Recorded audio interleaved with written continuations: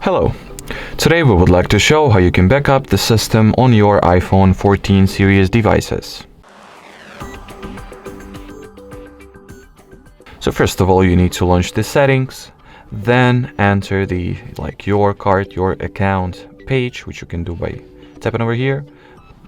Usually this field contains your name and any avatar that you have installed, or if you have any, of course.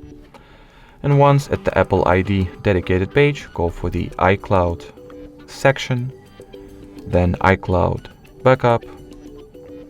In here, if you would like to back up everything automatically and over time, just keep this behavior of backing the system up, turn this toggle on.